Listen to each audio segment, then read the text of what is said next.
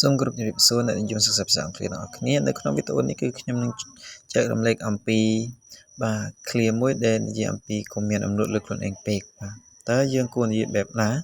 បាទអញ្ចឹងមានពាក្យនៅពីក្រោមនឹងស្រាប់តែយើងប្រើបែបណាអូខេអញ្ចឹងយើងចូលទៅស្ដាប់វីដេអូនេះទាំងអស់គ្នា Get over yourself. Okay, let's get over yourself. Okay, get over yourself. ចឹងមកនេះថាម៉េចកុំមានអំនួតទៅលើខ្លួនឯងពេកបាទ get over yourself ពាក្យហ្នឹងគឺស្មើនឹងពាក្យបដិសេធស្រាប់អញ្ចឹងបងប្អូនមិនថែម not ទៀតទេឬក៏ don't ទេគឺវាមានន័យបែបហ្នឹងអូខេ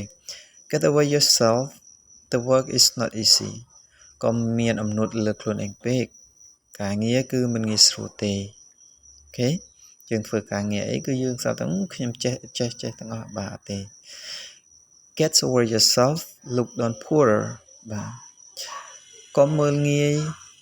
បាទកុំមានអំនួតពេកហើយមើលងាយអ្នកក្របាទអញ្ចឹងគេឲ្យមើលងាយអ្នកក្រទេមនុស្សគឺពីលេសក្រពេលមុនយើងអាចពេលក្រោយយើងមិនអាចនឹកស្មានដល់ទេបាទអូខេឥឡូវយើងមើលទៀតគេថា if you want who loves get over yourself ប្រសិនបើអ្នកចង់ឲ្យនរណាម្នាក់ស្រឡាញ់សូមកុំមានអំនួតលើខ្លួនឯងពេកអូខេ yeah thank you don't forget to subscribe this channel